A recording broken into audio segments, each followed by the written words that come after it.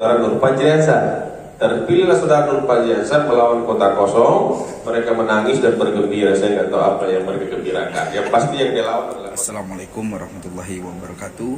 Jadi tadi nanti kita cari celah untuk mendapatkan ucapan dari Ketua DPP KNPI yaitu Kada Sarif, dan juga nanti kita akan mendengarkan beberapa argumen dan juga kejadian yang ada di Kongres dan juga munculnya dualisme yang ada di tubuh KNPI hari ini. Kita semoga kawan-kawan berharap dapat mengetahui dan meluruskan apa yang sebenarnya terjadi di tubuh KNPI ini. Dan kita tahu bahwa yang terpilihnya Haris Pratama adalah secara resmi dan legal terpilih dalam keputusan Kongres. Dinamika yang cukup alot. Proses Kongres yang berlangsung kurang lebih 3-4 hari pada saat itu, kebetulan saya juga adalah SC Kongres. Itu saudara Haris pertama terpilih melalui forum Kongres KNPI secara de jure dan de facto. Kenapa secara de jure dan de facto? Karena semua proses Kongres berjalan dengan damai. Semua proses Kongres berjalan dengan baik. Baik pada saat pemilihan, kemudian pembacaan penetapan, setelah itu dilanjutkan dengan ucapan selamat dari pengurus, bahkan dari kandidat yang kalah, ya di situ cipika-cipiki, peluk-pelukan, menerima semua proses secara fair. Kemudian Kongres selanjutnya ditutup oleh pimpinan sidang, dan oleh saat itu pimpinan sidangnya atas nama Sirajuddin Abdul Wahab. Kemudian setelah Kongres ditutup, dilanjutkan dengan acara penutupan penyelenggaraan Kongres.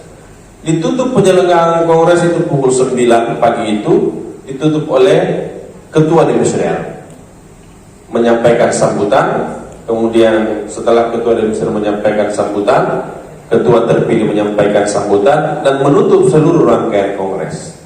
Jadi Kongres saat itu berjalan dengan smooth, dengan proses demokratisasi yang berjalan dengan baik, tidak ada keributan atau tidak ada chaos dan sebagainya. Berjalan smooth, berjalan baik. Hasilnya, ya seperti yang saya sampaikan tadi, Haris pertama terpilih sebagai Ketua Umum DPP KNPI melalui Kongres yang dilaksanakan di Bogor pada tanggal 18 sampai dengan 22. Kemudian, 1 minggu kemudian, ada lagi yang menginisiasi namanya Kongres Lanjutan. Nah, inisiasi oleh Kongres Lanjutan ini dilaksanakan oleh orang-orang yang mengklaim diri sebagai pimpinan sidang, yang merasa punya kewenangan membuka dan menutup Kongres seenaknya. Nah, jadi 1 minggu setelah Kongres terpilihnya Haris pertama itu, dibuka lagi namanya Kongres Lanjutan di tempat yang sama, di Hotel Forest Bogor. Disitulah kemudian mereka melaksanakan lagi agenda pleno 4 pemilihan Ketua Umum DPP KNPI, di mana saat itu yang hadir tinggal 1 kandidat, yaitu hanya saudara Nur Fajriansyah. Terpilihlah saudara Nur Fajriansyah melawan kota kosong. Mereka menangis dan bergembira. Saya nggak tahu apa yang mereka gembirakan. Yang pasti yang dia lawan adalah kota kosong, karena sudah tidak ada lawan. Nah, apa yang saya mau bilang teman-teman dari peristiwa ini, demokrasi di KNPI itu hanya dimanfaatkan segelintir orang, tapi mereka tidak siap menerima konsekuensi atau hasil dari demokrasi politik itu. Sikap sportif teman-teman atau teman-teman pemuda yang pada saat itu bertarung ternyata tidak sesuai yang kita harapkan. Karena kenapa? Saudara Nur Fajriansyah menerima dengan legowo bahkan jam 8 pagi setelah pertarungan tersebut di luar forum. Saya melihat ada videonya, bisa teman-teman tahu, akses di YouTube. Nur Fajriansyah menyampaikan gentleman speech. Gentleman speech itu adalah kalau di Amerika dalam sebuah proses pemilihan presiden, ada yang kita sebut sebagai victory speech, ada yang disebut sebagai gentleman speech. Victory speech adalah pidato kemenangan yang disampaikan oleh seseorang yang menang, seperti Trump waktu mengalahkan Hillary Clinton. Hillary Clinton kemudian mengakui kekalahan itu dengan menggelar konferensi pers, itu yang disebut sebagai gentleman speech. Nur Fajriansyah juga di jam 8 setelah proses itu juga menyatakan gentleman speech. mengucapkan terima kasih kepada seluruh timnya, mengucapkan selamat kepada hari pertama sebagai ketua umum DPKMP dan mengakui proses itu sudah berjalan dengan baik. Itu ada videonya juga. Secara etis, gentleman speech yang disampaikan atau pengakuan yang disampaikan oleh Nur Pajiasa yang menjadi rival hari pertama di proses kongres itu kan secara etik menandai adanya pengakuan, adanya penerimaan terhadap proses politik yang ada. Entah bagaimana kok 1 minggu setelah kongres selesai itu tiba-tiba ada lagi kongres lanjutan yang diinisiasi oleh pimpinan sidang. Padahal saya mau bilang sama teman-teman semua, pada saat penyelenggaraan kongres sudah ditutup secara resmi oleh penanggung jawab kongres pada saat itu, dalam hal ini adalah Ketua Umum Ripai Darus selaku dimisioner, maka semua proses kongres sudah selesai. Dengan demikian, semua hak-hak yang melekat pada semua perangkat kongres dengan sendirinya juga semua terwujud. Oke? Pimpinan sidang juga begitu. Pada saat kongres sudah ditutup, tidak ada lagi yang melekat hak pada mereka atau kewenangan pada mereka. Yang melekat pada mereka adalah tugas. Apa tugasnya? Rampungkan draft, rampungkan konsideran, rapikan semua. Tidak lagi melekat kekuasaan pada mereka terkait proses sidang. Karena kenapa? Forum kongres sudah ditutup. Dengan demikian semua perangkat kepanitiaan dengan sendirinya pada saat itu tidak lagi punya kewenangan, tapi mereka terikat oleh tugas. Kepanitiaan bertugas membuat laporan pertanggungjawaban, kan begitu. Nah, tiba-tiba pimpinan ada 5 atau 6 pimpinan sidang membuat testimoni, kemudian mengundang lagi semua peserta kongres atau KPU untuk ikut forum kongres lanjutan tersebut. Saya mau bilang bahwa forum tersebut sudah tidak punya legalitas formal berdasarkan pendekatan konstitusi KNPI. Forum tersebut sudah tidak punya kewenangan. Jadi apapun produk yang keluar dari forum tersebut itu produk yang tidak berdasar hukum. Karena kenapa? Forum sendiri tidak punya dasar hukum.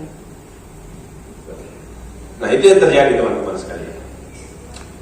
Artinya dualisme yang terjadi di forum kongres kemarin itu lebih didasari pada tingkat sportivitas, teman-teman. Padahal Haris Fajri maupun Jackson Kumaat yang pada saat itu masuk di pendaftaran, mereka mengikuti semua proses pendaftaran secara baik dan benar.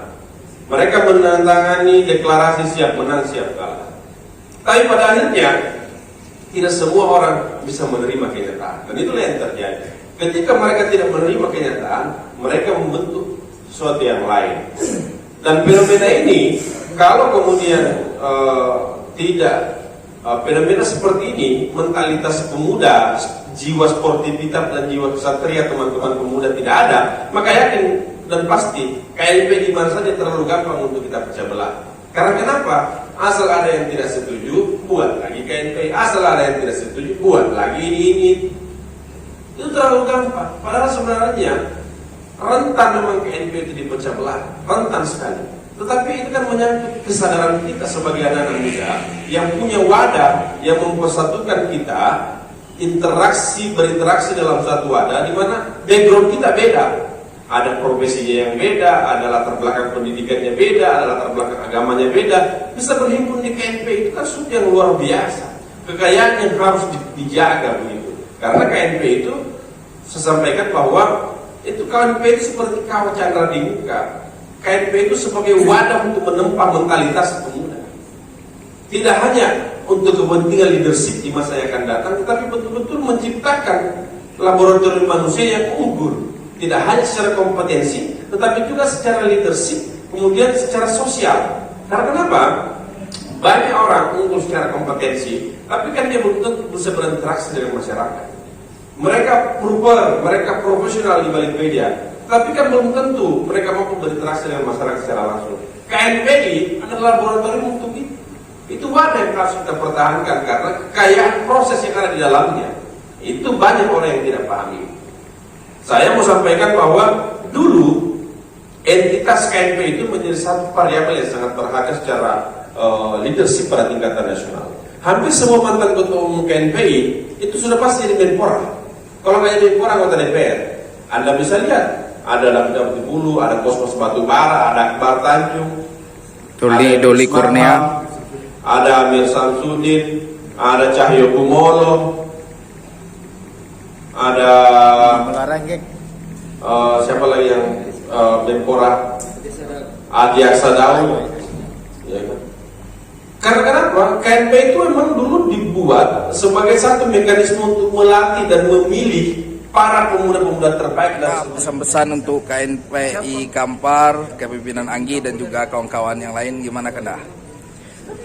Congratulations to Anggi and friends, selamat dilantik dan menjadi ketua KNPI Kabupaten Kampar, dan teman-teman pengurus juga selamat saya ucapkan bergabung di KNPI. Saya berharap KNPI di bawah pimpinan Bung Anggi dan teman-teman yang lain membawa anak-anak muda Kampar penuh kreativitas, mampu menjadi pelaku, mampu menjadi inisiator pembangunan dunia kepemimpinan di Kampar secara khusus dan pembangunan secara umum. Saya percaya anak muda Kampar penuh talenta. Saya percaya anak muda Kampar adalah anak muda yang kreatif, yang akan menjadi insan pembangunan dan inspirasi anak-anak muda di Riau secara keseluruhan. Congratulations. Terima kasih Kanda.